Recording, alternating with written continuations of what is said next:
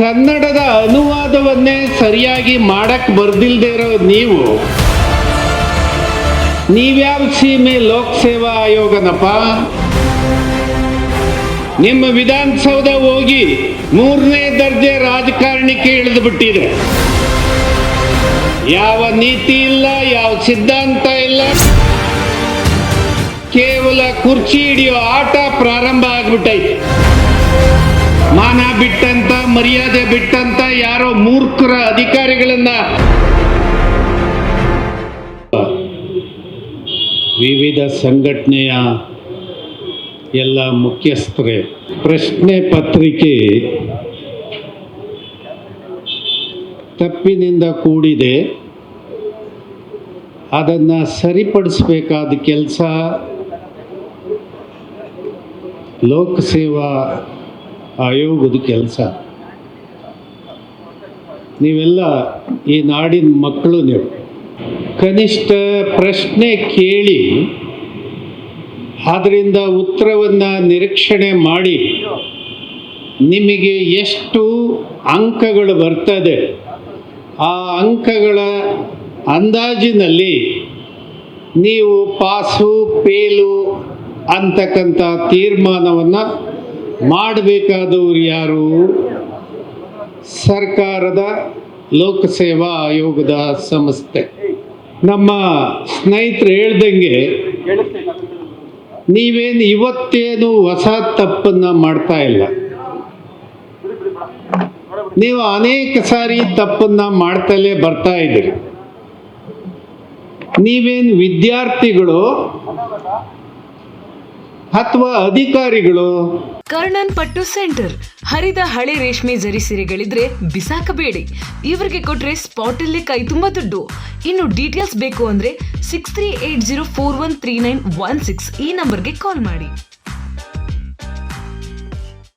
ಸ್ವಲ್ಪ ವಿವೇಚನೆ ಬೇಡವಾ? ವಿವೇಚನೆ ಇದ್ರೆ ಸರಿಯಾದಂಥ ಪ್ರಶ್ನೆಗೆ ಸರಿಯಾಗಿ ಉತ್ತರವನ್ನು ನಿರೀಕ್ಷಣೆ ಮಾಡಬೇಕಾಗತ್ತೆ. ನೀವು ಅದನ್ನು ಕನ್ನಡದ ಅನುವಾದವನ್ನೇ ಸರಿಯಾಗಿ ಮಾಡಕ್ಕೆ ಬರ್ದಿಲ್ದೇ ಇರೋ ನೀವ್ಯಾವ ಸೀಮೆ ಲೋಕಸೇವಾ ಆಯೋಗನಪ್ಪ? ಯಾವ ಸೀಮೆ ಲೋಕಸೇವಾ ಆಯೋಗ ನಿಮ್ಮದು? ಈ ನಾಡಿನ ಬಹಳ ಪ್ರಮುಖವಾದ ಪರೀಕ್ಷೆ ಇದು. ಈ ನಾಡಿನ ಜವಾಬ್ದಾರಿಯನ್ನು ಹೊತ್ತು ಕಾರ್ಯನಿರ್ವಹಿಸುವಂಥ ಕೆಲಸ ಇದು. ಇಲ್ಲಿ ಜವಾಬ್ದಾರಿ ಜನರನ್ನು ಆಯ್ಕೆ ಮಾಡಬೇಕಾಗಿದೆ. ನೀವು ಪ್ರಶ್ನೆ ಮಾಡೋರೆ 101 ತಪ್ಪುಗಳನ್ನು ಮಾಡಿದರೆ ಹೆಂಗೆ ಅಂತೇಳಿ ನಾನು ನಿಮ್ಮನ್ನು ಕೇಳ್ತೀನಿ, ಮಿಸ್ಟರ್ ಸಿದ್ದರಾಮಯ್ಯನವರು. ಇದು ಸರಿನಾ? ನಿಮ್ಮ ವಿಧಾನಸೌಧ ಹೋಗಿ 3ನೇ ದರ್ಜೆ ರಾಜಕಾರಣಿಕೆ ಇಳಿದು ಬಿಟ್ಟಿದೆ. ಯಾವ ನೀತಿ ಇಲ್ಲ, ಯಾವ ಸಿದ್ಧಾಂತ ಇಲ್ಲ, ಕೇವಲ ಕುರ್ಚಿ ಹಿಡಿಯೋ ಆಟ ಪ್ರಾರಂಭ ಆಗ್ಬಿಟ್ಟೈತೆ. ಇದನ್ನು ಸಾಕು ಮಾಡಿ ವಿದ್ಯಾರ್ಥಿಗಳು ಬೀದಿಲ್ ಕುಂತು ಚಳವಳಿ ಮಾಡೋದು ಬೇಡ. ಅವರು ಇನ್ನೂ ಹೆಚ್ಚು ಅಧ್ಯಯನ ಮಾಡಲಿ.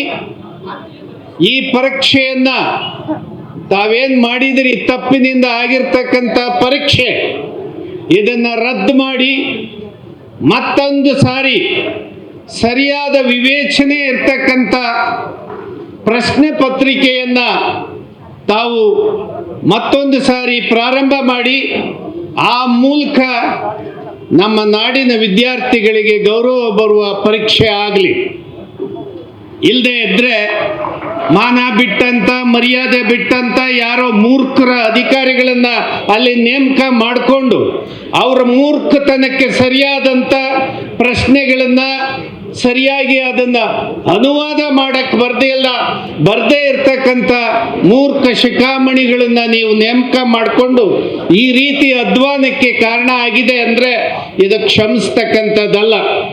ಈಗ ನಾನೇನು ಅಂತಿಮವಾಗಿ ಹೇಳ್ತೇನೆ ಅಂದರೆ, ಹಿಂದೆ 11 ಬ್ಯಾಚಲ್ಲಿ ತಿಂಗಳಾನುಗಟ್ಟಲೆ ಕಾಯಮ್ಮಾಗಿ ಟೆಂಟ್ ಹೊಡೆದು ಸತ್ಯಾಗ್ರಹವನ್ನು ನಾವು ಮಾಡಿದ್ವಿ ನಿಮ್ಮದೇ ಸರ್ಕಾರದಲ್ಲಿ, ಮಾನ್ಯ ಸಿದ್ದರಾಮಯ್ಯನವರೇ.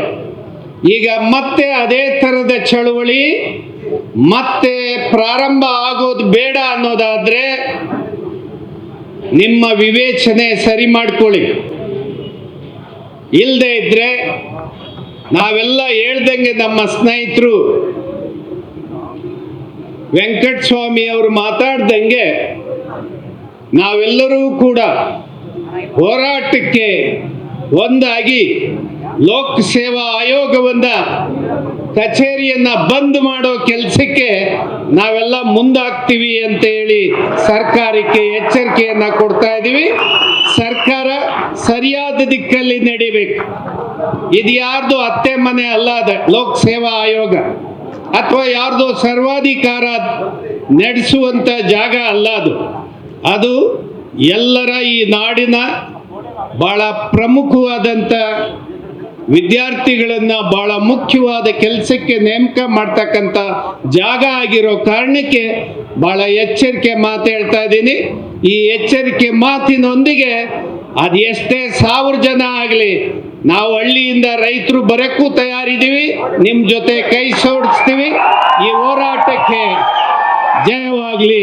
ಎಲ್ರಿಗೂ ನಮಸ್ಕಾರ.